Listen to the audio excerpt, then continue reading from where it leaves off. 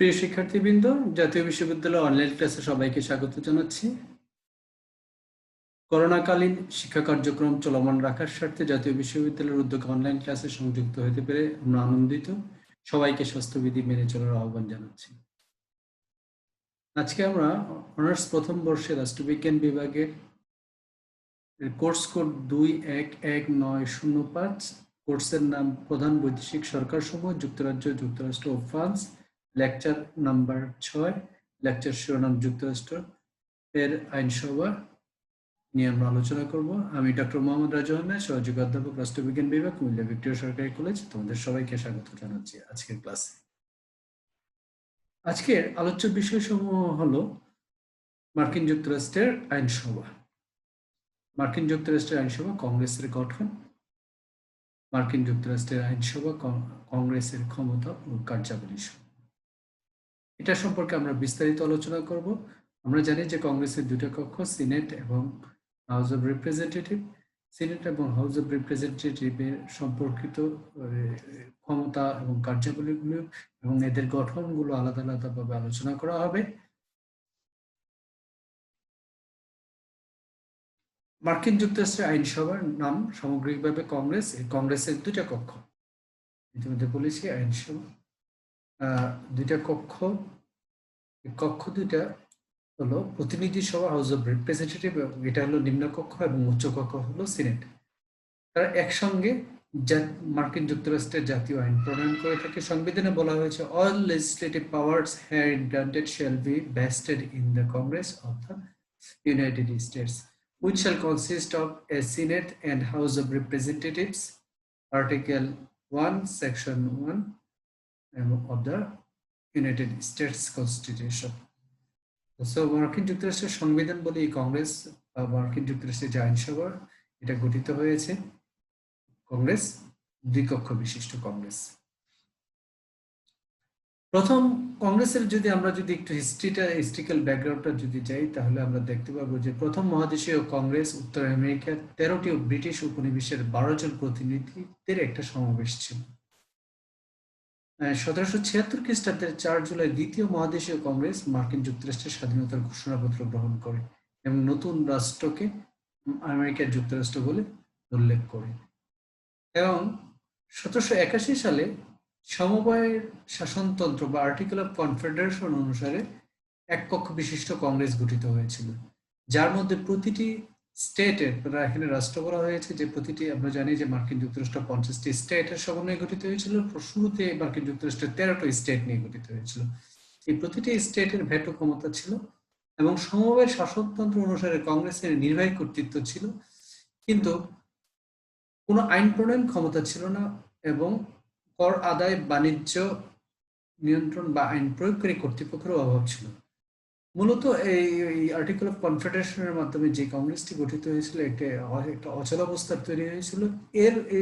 এই article of কনফেডারেশনের যে অচলাবস্থা, এটা থেকে উত্তরণের জন্য আমরা জানি যে পরবর্তীতে মার্কিন যুক্তরাষ্ট্রের শাসনতন্ত্র বা মার্কিন যুক্তরাষ্ট্রের সংবিধান গঠনের জন্য আরেকটি সম্মেলন করা হয়, কনভেনশনের আহ্বান করা হয়। ওই কনভেনশন বলে আমরা মার্কিন যুক্তরাষ্ট্রের সংবিধানটা পেয়ে থাকি।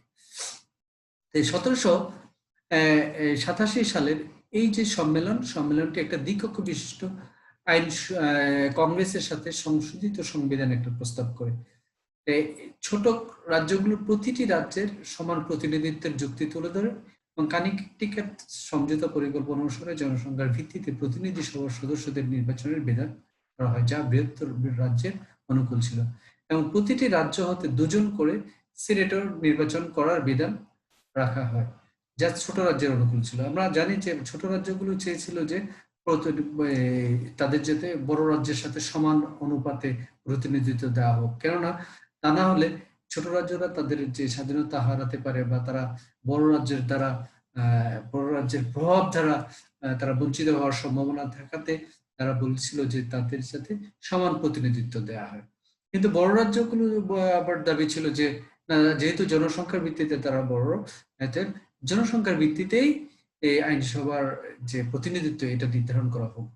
এবং এই দুইটার মাঝামাঝি বিষয়টা আমরা দেখেছি যে কংগ্রেস এই একটা কানেকটিকাট সমঝোতা পরিকল্পনা বা কম্প্রোমাইজ যে এটা হয়েছিল, সেই কম্প্রোমাইজের অনুসারে মার্কিন যুক্তরাষ্ট্রের যে প্রতিনিধি সভা রয়েছে, নিম্নকক্ষ প্রতিনিধি সভায় যেটা হয়েছিল জনসংখ্যার ভিত্তিতে এই আসন সংখ্যা বিন্যাস করা হয়েছে বা আসন সংখ্যা বন্টন করা হয়েছিল। অন্যদিকে মার্কিন যুক্তরাষ্ট্রের যে উচ্চকক্ষ সিনেটের আবার প্রতিটি রাজ্য থেকে দুজন করে, অর্থাৎ এখানে আবার ওই ছোট রাজ্যের সমান প্রতিনিধিত্ব যুক্তিটা এখানে এস্টাবলিশ রাখা হয়েছে। তো এর মাধ্যমে এর মাধ্যমে ছোট রাজ্য এবং বড় রাজ্যের যে সমস্যাটা ছিল এই সমস্যাটার সমাধান করা হয়েছিল। 1787 সালে এই অনুমোদিত সংবিধান বলে মার্কিন যুক্তরাষ্ট্রের কংগ্রেসে আইনসভা গঠন করা হয় এবং 1789 সালে এর প্রথম অধিবেশন বসে। রাজনৈতিক বিজ্ঞানী জুলিয়ান জেলাইজার 4টি প্রধান কংগ্রেসের যুগের কথা উল্লেখ করেন।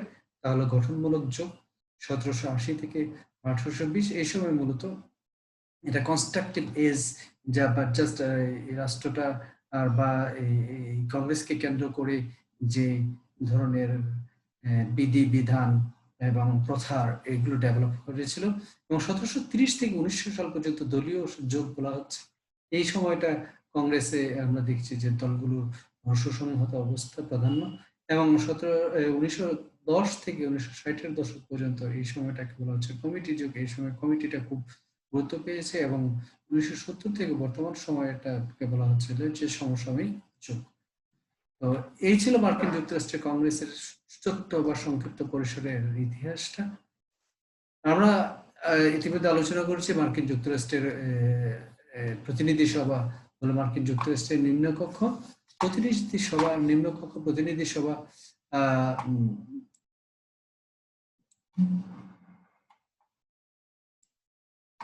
নিম্নকক্ষ প্রতিনিধি সভাটা মূলত আমরা জানি যে জনগণের যে জনসংখ্যা অনুপাতে প্রতিনিধিদেরকে প্রেরণ করা হয়। মার্কিন যুক্তরাষ্ট্রের নিম্নকক্ষ প্রতিনিধি সভা মার্কিন যুক্তরাষ্ট্রের সংবিধানের প্রথম আর্টিকেল দ্বারা প্রতিষ্ঠিত হয় এবং 50টি অঙ্গরাজ্যের প্রতিটিকে কংগ্রেসিয়াল জেলা থাকে, যেখান থেকে একজন করে নির্বাচিত প্রতিনিধিদের নিয়ে গঠিত হয়। কোন অঙ্গরাজ্য থেকে প্রতিনিধি সভায় কতজন নির্বাচিত হয়ে আসবেন তার সর্বশেষ আদমশুমারি অনুযায়ী ঠিক করা হয়। 2010 সালের আদমশুমারির উপর ভিত্তি করে বর্তমানে গড়ে 7,10,767 জনে একজন প্রতিনিধি সভায় প্রতিনিধিত্ব করছেন এবং সংবিধান প্রবর্তনের প্রাক্কালে প্রতিনিধি সভার সদস্য সংখ্যা ছিল মাত্র 65 জন, আর প্রতিনিধি সভার সদস্য সংখ্যা বর্তমানে বৃদ্ধি পেয়ে হয়েছে 435 জন। 2010 সালের আদমশুমারি অনুযায়ী ক্যালিফোর্নিয়া থেকে সবচেয়ে বেশি 53 জন প্রতিনিধিত্ব করে প্রতিনিধি সভায়। 7টি রাজ্যের একজন করে প্রতিনিধিত্ব রয়েছে। রাজ্যগুলো হলো আলাস্কা, ডেলাওয়ার, মন্টানা, উত্তর ডাকোটা, দক্ষিণ ডাকোটা বা south Dakota, north Dakota, Vermont এবং ওয়াইমিং এ একজন করে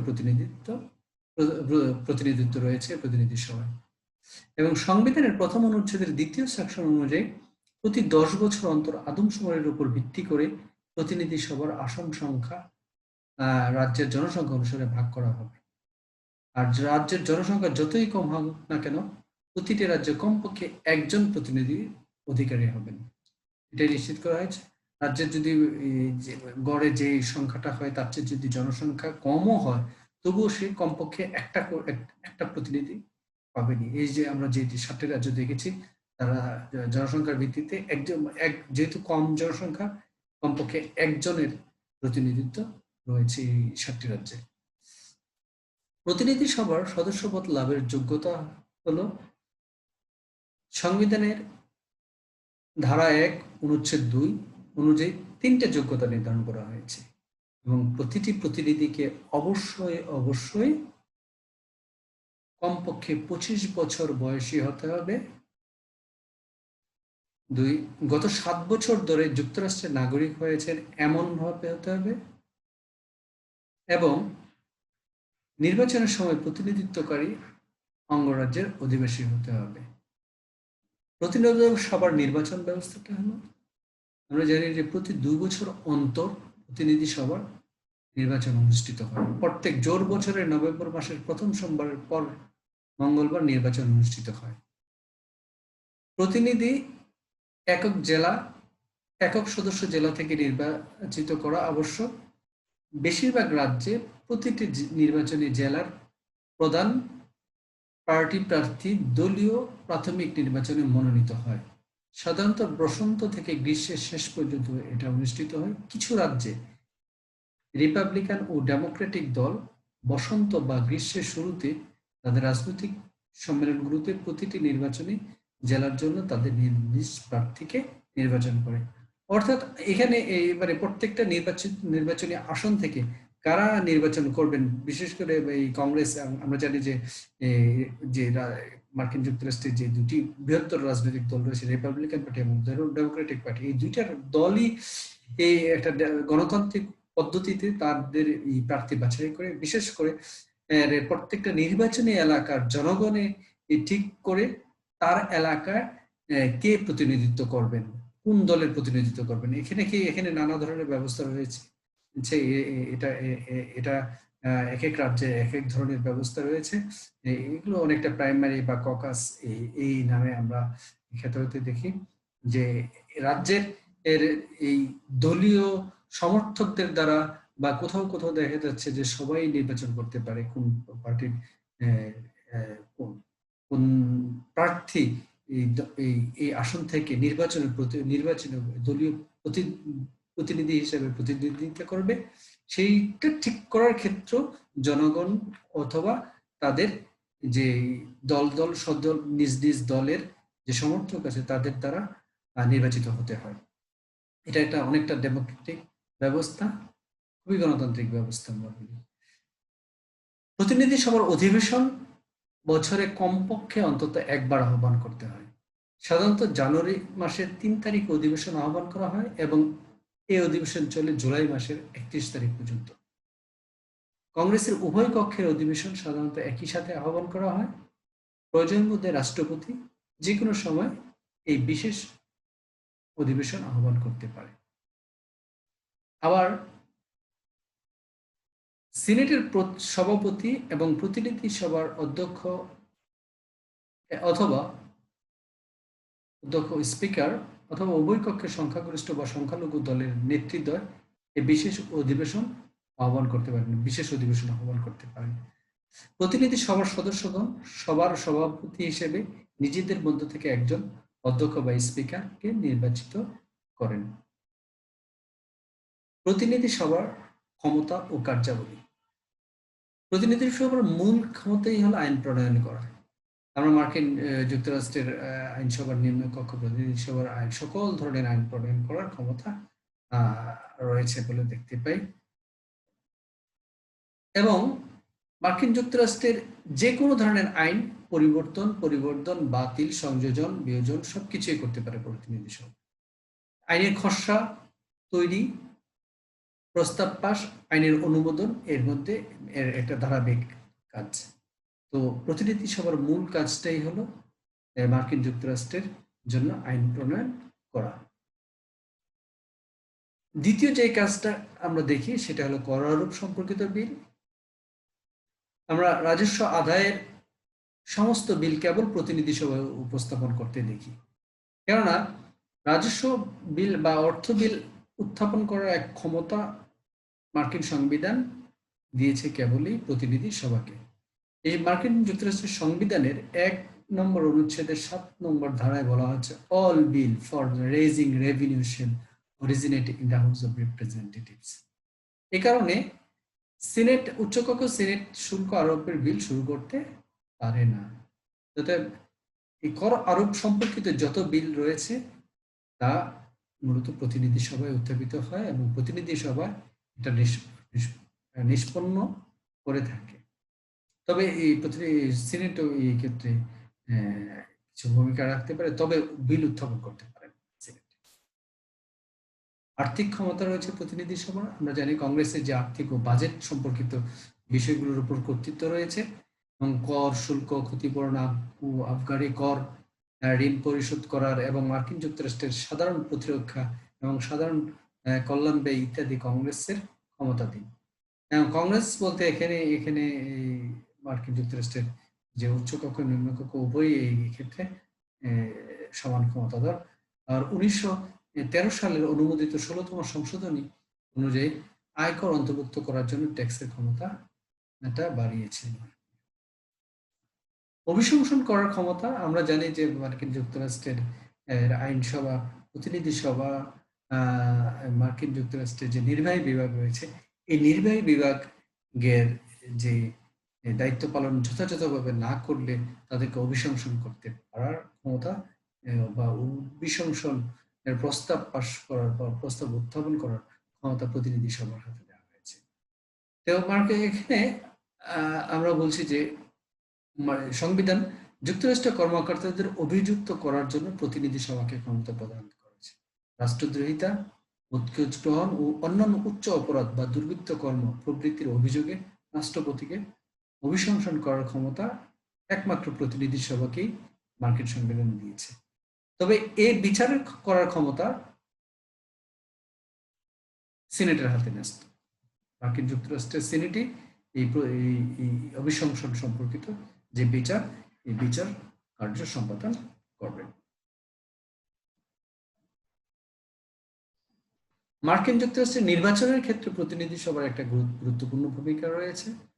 আমরা জানি যে মার্কিন যুক্তরাষ্ট্রের সংবিধানের ১২শ সংশোধনের ফলে ইলেকট্রাল কলেজে কোন প্রার্থী, কোন রাষ্ট্রপতি প্রার্থী সংখ্যাগরিষ্ঠ ভোট না পেলে রাষ্ট্রপতি নির্বাচন করার জন্য প্রতিনিধি সভাকে ক্ষমতা দেওয়া হয়েছে। সর্বাধিক প্রতিনিধি সভার সর্বাধিক ভোটপ্রাপ্ত ৩ জন প্রার্থীদের মধ্য থেকে একজনকে রাষ্ট্রপতি হিসেবে নির্বাচন করতে পারে। তো রাষ্ট্রপতি, আমরা জানি যে মার্কিন যুক্তরাষ্ট্রের রাষ্ট্রপতি নির্বাচিত হয় ইলেকট্রাল কলেজ ভোটের মাধ্যমে। ইলেকট্রাল কলেজের মধ্যে যদি কমপক্ষে আমরা জানি অর্ধেকের বেশি, মানে 270টা ইলেকট্রাল কলেজের সমর্থন না পেলেই তবে প্রতিনিধি সভা রাষ্ট্রপতি নির্বাচন করতে উদ্যোগী হতে পারবেন। মার্কিন যুক্তরাষ্ট্রের সংবিধান সংশোধন করার ক্ষমতা প্রতিনিধি সভার রয়েছে। তবে এই ক্ষমতাটা সিনেটের সাথে একযোগে এই ক্ষমতাটা সে ব্যবহার করে থাকে। যে কোনো রাজ্যের অন্তর্ভুক্তি করার ক্ষেত্রে মার্কিন যুক্তরাষ্ট্রে কংগ্রেস, অর্থাৎ কংগ্রেসের উভয় কক্ষ একযোগে এই ক্ষমতাটা ভোগ করে থাকে। আমরা জানি যে মার্কিন যুক্তরাষ্ট্রের 13টি স্টেট নিয়ে শুরু হয়েছিল, পরবর্তীতে এটা 50টি স্টেটে উন্নীত হয়। এই 50টি স্টেটে মানে প্রতিটা রাজ্যের অন্তর্ভুক্তিটা এই মার্কিন যুক্তরাষ্ট্রের অন্তর্ভুক্তির ক্ষেত্রে এবং অবশ্যই তাকে এই হাউস অফ রিপ্রেজেন্টেটিভ বা প্রতিনিধি সভা এবং সিনেটের অনুমোদন নিতে হবে। পরিচালনা বিধি প্রণয়নের ক্ষেত্রে প্রতিনিধি সভার প্রণয়ন রয়েছে, যে প্রতিনিধি সভা কিভাবে চলবে তার নিয়ম কানুন প্রণয়ন এবং প্রচলিত যে কোনো নিয়ম কানুন পরিবর্তন করতে পারে এই প্রতিনিধি সভা।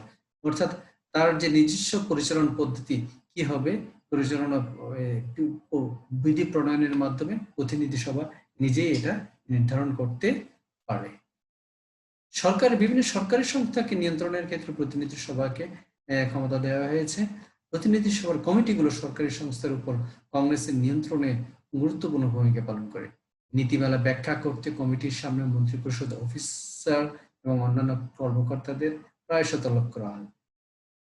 মার্কিন সংবিধানের অনুচ্ছেদ 1 এবং অনুচ্ছেদ 1-এর ধারা 6 অনুযায়ী কংগ্রেসের অফিসারদেরকে কংগ্রেসের সদস্যদেরকে সরকারের নির্বাহী বিভাগে অফিস রাখা থেকে নিষেধ করেছে। সরকারের সংসদীয় এবং কংগ্রেসীয় রূপরেখার মধ্যে এটা একটা প্রধান পার্থক্য তৈরি করা হয়েছে। মার্কিন যুক্তরাষ্ট্রের উচ্চকক্ষ, আমরা জানি মার্কিন যুক্তরাষ্ট্রের উচ্চকক্ষ হলো সিনেট। সিনেট চেম্বারটি ওয়াশিংটন ডিসির ক্যাপিটাল বিল্ডিং এর উত্তর অংশে অবস্থিত। মার্কিন যুক্তরাষ্ট্রের সংবিধানের প্রথম অনুচ্ছেদ অনুসারে সিনেটের গঠন ও ক্ষমতা প্রতিষ্ঠিত হয়। সিনেট হলো অঙ্গরাজ্যগুলোর প্রতিনিধিত্বমূলক সভা। অঙ্গরাজ্যগুলোর সমপ্রতিনিধিত্বের ভিত্তিতে সিনেট গঠিত হয়। তার জনসংখ্যার আকার নির্বিশেষে প্রতিটি অঙ্গরাজ্য থেকে সমানভাবে 2 জন করে সিনেটর প্রতিনিধিত্ব করেন। বর্তমানে মার্কিন যুক্তরাষ্ট্রে 50টি অঙ্গরাজ্য রয়েছে, তাই সিনেটের মোট সদস্য সংখ্যা হলো 100 জন। 50 দুগুণে 100 জন আর কি, প্রতিটা থেকে 2 জন করে, মোট 100 জন। 1789 সাল থেকে 1913 সাল পর্যন্ত সিনেটররা তাদের প্রতিনিধিত্বকারী অঙ্গরাজ্যের আইনসভা দ্বারা নিযুক্ত হতেন। তবে 1913 সালে সপ্তদশ সংশোধনের অনুমোদনের পর তারা এখন জনপ্রিয় ভোটে নির্বাচিত হন। আগে পরোক্ষভাবে তারা নির্বাচিত হতেন, এখন জনগণের প্রত্যক্ষ ভোটের মাধ্যমে সিনেটের সদস্যরা নির্বাচিত হচ্ছেন। সিনেটের সভাপতি তো করেন হলো মার্কিন যুক্তরাষ্ট্রের উপরাষ্ট্রপতি। ভাইস প্রেসিডেন্ট অনুপস্থিতিতে প্রেসিডেন্ট প্রো টেম্পো, যিনি সংখ্যাগরিষ্ঠ পার্টির সিনিয়র সদস্য, সিনেটের সভায় সভাপতিত্ব করেন। 20 শতকের প্রথম দিক থেকে সংখ্যাগরিষ্ঠ সংখ্যালঘু দলগুলো তাদের কক্ষ নেতা নির্বাচন শুরু করেছিলেন, যদিও তারা সাংবিধানিক কর্মকর্তা নন। সিনেটের সদস্যদের যোগ্যতা মার্কিন যুক্তরাষ্ট্রের সংবিধানের অনুচ্ছেদ 3 ধারা 3 অনুযায়ী 3টি যোগ্যতা নির্ধারণ করা হয়েছে সিনেটর হতে হলে। তাদের অন্তত 30 বছর বয়সী হতে হবে, কমপক্ষে 9 বছর যাবৎ মার্কিন যুক্তরাষ্ট্রের নাগরিক রয়েছেন এমন হতে হবে, এবং তাদের নির্বাচনের সময় প্রতিনিধিত্ব করতে চায় এমন অঙ্গরাজ্যের অধিবাসী হতে হবে। সিনেটরদের বয়স এবং নাগরিকত্বের যোগ্যতা প্রতিনিধি সভার চেয়েও আরো বেশি কঠিন। আমরা দেখেছি যে প্রতিনিধি সভার মাত্র 7 বছর লাগে, বয়সও কম। এখানে এই সিনেটরদের বয়স বেশি, 30 বছর এবং 9 বছর হতে হবে। সিনেটর নির্বাচন পদ্ধতি আগে আমরা বলেছি যে সিনেটর নিজ নিজ অঙ্গরাজ্যের আইনসভা কর্তৃক পরোক্ষভাবে 1913 সাল পর্যন্ত নির্বাচিত হতেন। এই 13 সালের সপ্তদশ সংশোধনী এই অবস্থাটা বাতিল করা হয়, বাতিল করে প্রত্যক্ষ বা জনপ্রিয় নির্বাচন ব্যবস্থা গ্রহণ করা হয়েছে। এর মাধ্যমে সিনেটরগণ নিজ নিজ অঙ্গরাজ্যের প্রাপ্তবয়স্কদের নাগরিকদের ভোটে প্রত্যক্ষভাবে নির্বাচিত হন। তাদের সিনেটের কার্যকাল, সিনেট একটা স্থায়ী সভা, এটা কখনোই ভেঙে যায় না। সিনেটের সদস্যগণ 6 বছরের জন্য নির্বাচিত হন। প্রতি 2 বছর অন্তর প্রায় 1/3 আসনে তার নির্বাচন হয়। প্রতি 2 বছর অন্তর 1/3 সদস্য অবসর গ্রহণ করেন এবং তাদের শূন্য স্থানে নতুন সদস্য নির্বাচন করা হয়। কোনো অঙ্গরাজ্য থেকে একই সময়ে 2 জন সিনেটর নির্বাচিত হন না, তাদের নির্বাচন বিভিন্ন সময়ে হয়ে থাকে। সিনেটের ক্ষমতা ও কার্যাবলী। সিনেটের মার্কিন যুক্তরাষ্ট্রের সিনেটের প্রধান একটি কাজ হলো আইন প্রণয়ন করা। সাধারণ বিলের ক্ষেত্রে মার্কিন কংগ্রেস যে কোনো কক্ষে সাধারণ বিল উত্থাপিত হতে পারে, সিনেট তবে কর আরোপ সম্পর্কিত বিল সিনেটে উত্থাপিত হয় না। আইন প্রণয়নের ক্ষেত্রে রাজস্ব বিল সহ যে কোনো বিলের জন্য উভয় কক্ষের অনুমোদন প্রয়োজন হয়। উভয় কক্ষের বিল একই সংস্করণ পাশ করতে হবে। যদি পার্থক্য থাকে তা সংসদের জন্য ফেরত পাঠাতে হবে বা কনফারেন্স কমিটিতে পাঠানো যেতে পারে। তারপরে কনফারেন্স কমিটির যদি তারা ঐক্যমত হয়, দেন উভয় পক্ষের সম্মতিতে মার্কিন যুক্তরাষ্ট্রে বা উভয় পক্ষের সম্মতিতে মার্কিন যুক্তরাষ্ট্রে আইন প্রণীত হতে পারে, তারপরে রাষ্ট্রপতির কাছে প্রেরণ করা।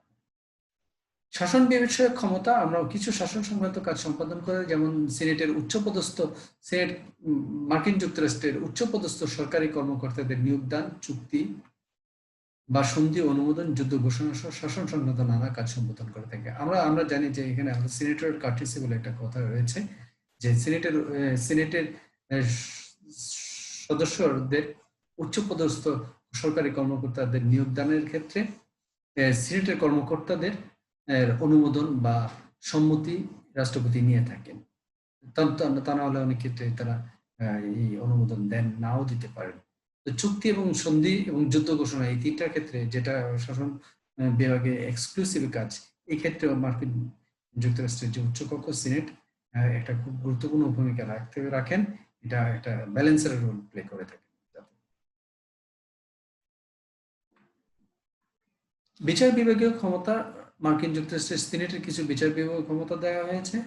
মার্কিন সংবিধানের অনুসারে সিনেটের কিছু বিচার ক্ষমতার অধিকার রয়েছেন। সংবিধান অনুসারে রাষ্ট্রদ্রোহিতা, উচ্চ গ্রহণ বা অন্য উচ্চ অপরাধ বা দুর্বৃত্তকর্ম প্রভৃতি অভিযোগে রাষ্ট্রপতিকে অভিশংসন করার ক্ষমতা রয়েছে একমাত্র প্রতিনিধি সভায়। তবে এই অভিযোগ বিচার করার ক্ষমতা সিনেটের হাতে ন্যস্ত। সিনেটই এই রাষ্ট্রপতির অভিশংসনের বিচার কার্য সম্পাদন করে থাকেন। সিনেটে যদি চূড়ান্তভাবে অনুমোদন করেন তাহলেই রাষ্ট্রপতিকে অভিশংসিত করা যায়, আদারওয়াইজ এটা করা যায় না। তো এই গুরুত্বপূর্ণ বিচারিক ক্ষমতা সিনেটকে দেওয়া হয়েছে। মার্কিন যুক্তরাষ্ট্রের সংবিধান সংশোধন করার ক্ষমতা এটা সিনেটের রয়েছে। এই ক্ষমতাটা মূলত সিনেটের এই ক্ষমতাটা নিম্নকক্ষ প্রতিনিধি সভার সাথে ভাগাভাগি করে। সংবিধান সংশোধনের যে কোনো প্রস্তাব কংগ্রেস উত্থাপন করে যখন উত্থাপিত হয় তখন সিনেটের 2/3 সদস্যদের সমর্থন দরকার হয়, আদারওয়াইজ কোনো সংবিধান সংশোধন করা যায় না। নির্বাচন বিষয়ক ক্ষমতা মার্কিন যুক্তরাষ্ট্রের সংবিধান কিছু নির্বাচন বিষয়ক ক্ষমতা সিনেটকে দিয়েছেন। আমরা ইতিমধ্যে দেখেছি যে নিম্নকক্ষকে দেওয়া হয়েছে রাষ্ট্রপতি কে নির্বাচিত করার যদি ইলেকট্রাল কলেজে সুস্পষ্ট সংখ্যাগরিষ্ঠতা না হয়, আর অন্যদিকে দ্বাদশ সংসদের অধীনে ইলেকট্রাল কলেজে ভাইস প্রেসিডেন্টের কোনো প্রার্থী সংখ্যাগরিষ্ঠ ভোট না পেলে ভাইস প্রেসিডেন্টকে নির্বাচিত করার ক্ষমতা সিনেটকে দেওয়া হয়েছে। সংবিধান অনুসারে উপরাষ্ট্রপতি নির্বাচনের প্রতিদ্বন্দ্বী প্রার্থীদের মধ্যে কেউ যদি প্রয়োজনীয় সংখ্যাগরিষ্ঠতা না পেলে সিনেট অধিক সংখ্যক ভোটপ্রাপ্ত প্রথম দুজন প্রার্থীর একজনকে উপরাষ্ট্রপতি হিসেবে নির্বাচিত করে থাকেন। সিনেটের মর্যাদা গুরুত্বপূর্ণ। আমরা জানি যে সিনেট একটা খুব গুরুত্বপূর্ণ মর্যাদা সম্পন্ন এটা সংস্থা। এই জন্য বলা হয় যে সাধারণত ইউজুয়ালি মার্কিন সিনেটের মতো এত শক্তিধর উচ্চকক্ষ আর পৃথিবীতে কোথাও নেই। এই জন্য অনেকেই বলেন যে মার্কিন যুক্তরাষ্ট্রের যে সিনেট রয়েছে পৃথিবীর সর্বাপেক্ষা শক্তিশালী উচ্চকক্ষ, দ্বিতীয় কক্ষ বলা হয়। এটা কেন এত গুরুত্ব বা মর্যাদা পাচ্ছেন, এর কারণগুলো হলো সিনেটের এক নম্বর হলো সিনেটের গঠন। আমরা সিনেটের গঠনের কারণেই যে সিনেটের যে যারা আসেন তাদের কারণেই মূলত সিনেটের মর্যাদা গুরুত্ব অনেক বৃদ্ধি পেয়েছে। আমরা ইউজুয়ালি দেখি যে সিনেটের যারা মেম্বার হন তারা সাধারণত পরবর্তীতে রাষ্ট্রপতি নির্বাচনে অংশগ্রহণ করতে পারেন, এবং সিনেটের যারা ইউজুয়ালি সিনেটের যে সদস্যরা হন তারা অনেক অভিজ্ঞ, প্রাজ্ঞ, জ্ঞানী এবং পরিণত রাজনীতি ব্যক্তিত্ব হয়ে থাকেন। এই কারণেই মূলত সিনেটের মর্যাদাটা কম্পারেটিভলি অন্যান্য সিস্টেম থেকে বেশি হয়ে থাকে। এর সদস্য সংখ্যা আমরা দেখেছি যে প্রতিটি রাজ্য থেকে 2 জন করে সদস্য সংখ্যা নির্বাচিত হন। সদস্য সংখ্যা কম্পারেটিভলি অন্যান্য আমরা যদি অন্যান্য উচ্চকক্ষ দেখি, অন্যান্য উচ্চকক্ষের মতো এত ব্যাপক না। বিশেষ করে ব্রিটিশ যে উচ্চকক্ষ লোকসভায় আমরা দেখেছি যে তার সদস্য সংখ্যা অনেক বেশি, 700-র অধিক, প্রায় 800-র মতো। কিন্তু এখানে প্রতি অঙ্গরাজ্যে 2 জন করে মোট 100 জন সদস্য সংখ্যা। এই কম হওয়ার কারণে এর মর্যাদা বা গুরুত্ব আরো ব্যাপক বৃদ্ধি পেয়েছে। সংবিধান প্রদত্ত ক্ষমতার বলে এর ক্ষমতাটা আরো বৃদ্ধি পেয়েছে। বিশেষ করে মার্কিন যুক্তরাষ্ট্রে যে শাসন সম্পর্কিত কিছু কাজ দিয়েছে, এই যুদ্ধ, শান্তি, এই সকল ক্ষমতা এবং নিয়োগ সম্পর্কিত ক্ষমতা, এগুলোর কারণে তার মর্যাদা এবং গুরুত্ব কম্পারেটিভলি অনেক বেড়েছে। সিনেটের কার্যকাল আর একটা খুব গুরুত্বপূর্ণ ভূমিকা পালন করে যে এর সদস্য সংখ্যা, সিনেটরদের যে আমরা জানি যে কার্যকাল 6 বছর, কম্পারেটিভলি যে তার নিম্নকক্ষ সদস্যদের মেয়াদকাল হলো 2 বছর। এই 2 বছর এবং 6 বছর যারা স্বাভাবিকভাবে যারা 6 বছরের দায়িত্ব পালন করেন তাদের এর অভিজ্ঞতা, তাদের ভূমিকা অনেক বেশি হয়ে থাকে। এই জন্যই মর্যাদা এবং গুরুত্ব কম্পারেটিভলি অনেক বেশি হয়ে থাকে নিম্নকক্ষের তুলনায়। এটা একটা স্থায়ী সভা। আমরা দেখেছি যে প্রতিনিধি সভার এটা 2 বছর পর অন্তর ভেঙে যায় এবং আবার নতুন পূর্ব সদস্যরাই আবার নির্বাচিত হতে হয়। কিন্তু এই সিনেট একটা স্থায়ী সভা, এটা কখনোই একবারে ভেঙে যায় না। এর 1/3 মাত্র প্রতি 2 বছর অন্তর অন্তর নির্বাচন হয় এবং প্রতি 2 বছর অন্তর 1/3 6 বছরের জন্য নির্বাচিত হয়। এটা একটা গুরুত্বপূর্ণ ভূমিকা রয়েছে। আর একটা খুব গুরুত্বপূর্ণ দিক হলো যে প্রত্যক্ষ নির্বাচন। আমরা জানি যারা জনগণ কর্তৃক নির্বাচিত হয়, স্বাভাবিকভাবে এই জনগণের নির্বাচিত প্রতিনিধিরা অনেক ক্ষমতাধর হয়ে থাকেন এর ব্যতিক্রম হয়নি সিনেট। সিনেট যেহেতু একটা নির্বাচিত সংস্থা এবং এই জন্যই এটা আরো একটু এর মর্যাদা এবং গুরুত্ব অনেক বেড়েছে। এর ঐক্য সংহতি, সিনেটের যে ঐক্য এবং সংহতি, তাদের মর্যাদার প্রশ্নে তাদের সিনেটরদের মধ্যে যে ঐক্য এবং সংহতি দেখা দেয়, সেটার কারণে তারা তাদের গুরুত্ব মর্যাদা অনেক বৃদ্ধি করতে সক্ষম। সিনেটের সারা বিশ্বব্যাপী সিনেটের মর্যাদা দেওয়া হয়, শুধু বিশ্বব্যাপী নয়, এবং এমনকি রাষ্ট্রপতিও, মার্কিন যুক্তরাষ্ট্রের রাষ্ট্রপতি সিনেটরদের খুব গুরুত্ব দিয়ে থাকেন যে কোনো বড় ধরনের নিয়োগের ক্ষেত্রে, বিশেষ করে সংশ্লিষ্ট যে রাজ্য তাকে ওই রাজ্যের উচ্চপদস্থ কর্মকর্তা নিয়োগের ক্ষেত্রে অবশ্যই সিনেটরদেরকে অবহিত করতে হয়, এবং যাতে সিনেটররা এই ক্ষেত্রে কোনো ধরনের বাধা নিয়ে দাঁড়িয়ে থাকেন। এই যে মর্যাদা সম্পন্ন তাদের যে এই মর্যাদা বৃদ্ধি বা গুরুত্ব বৃদ্ধি পাওয়ার, এগুলোও একটা অন্যতম কারণ।